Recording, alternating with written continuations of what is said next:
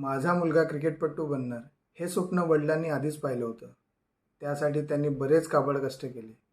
मुलाला क्रिकेटपटू बनवण्यासाठी बरंच कर्ज घेतलं, राहतं घरही विकलं, छोटा मोठा व्यवसाय केला, हॉटेल टाकलं, पण कर्जाचा डोंगर वाढतच गेला. पण एक जिद्द कायम राहिली, ती म्हणजे मुलाला क्रिकेटपटू बनवण्याची. मुलाला क्रिकेटपटू बनवण्याचे स्वप्न जगत होते. त्यांना जे शक्य होतं ते त्यांनी केलं आणि आज त्याच लेकाची खेळी पाहून त्यांचे डोळे पाणावले. लखनौ सुपर जायंट्सचा हा नवा स्टार मुकुल चौधरी. राजस्थानच्या झुंझुनू जिल्ह्यातून मुकुलने आपल्या क्रिकेट प्रशिक्षणाची सुरुवात केली.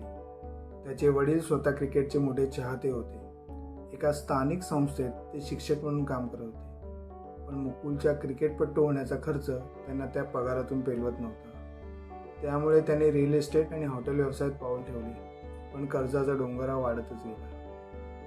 मुकुल अवघ्या 5-6 वर्षाचा असतानाच वडिलांनी त्याला बॅट आणि बॉल सोपवले होते. एका मध्यमवर्गीय कुटुंबात राहून मुलाच्या प्रशिक्षणासाठी लागणारा खर्च आणि सुविधा जुळवणे हे दिलीप यांच्यासाठी मोठे आव्हान होते, पण त्यांनी कधीही हार मानली नाही. सुरुवातीला मुकुल हा मीडियम पेसर म्हणून सराव करायचा, पण एकदा एका महत्त्वाच्या सामन्यात संघाचा नियमित यष्टीरक्षक अनुपस्थित होता.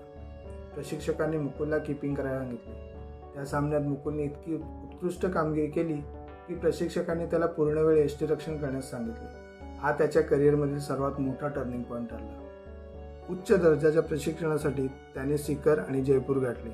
स्थानिक क्रिकेटमध्ये आणि 19 वर्षाखालील स्तरावर त्याने आपल्या फलंदाजीने व यष्टीरक्षकांनी सर्वांना प्रभावित केले.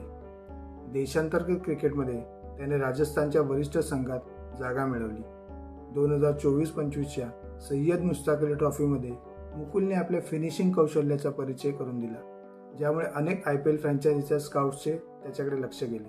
फेब्रुवारी 2026मध्ये अबुधाबी येथे झालेल्या IPL लिलावात मुकुल चौधरी हे नाव चर्चेत आलं. त्याची मूळ किंमत 30 लाख होती, मात्र लखनौ सुपर जायंट्स आणि दिल्ली कॅपिटल्स यांच्यात त्याला घेण्यासाठी चढाओढ लागली. अखेर लखनौने 2,60,00,000 रुपयाला त्याला आपल्या संघात घेतले. जेव्हा मुकुलला 2,60,00,000ची बोली लागली तेव्हा तो भावूक झाला. एका मुलाखतीत त्याने सांगितले की या पैशातून तो सर्वात आधी त्याच्या वडिलांचे कर्ज फेडणार आणि जे घर त्याला विकावे लागले होते ते पुन्हा एक सुंदर घर बांधणार आहे. मुकुल चौधरीची स्टोरी तुम्हाला कशी वाटली आम्हाला नक्की कळवा.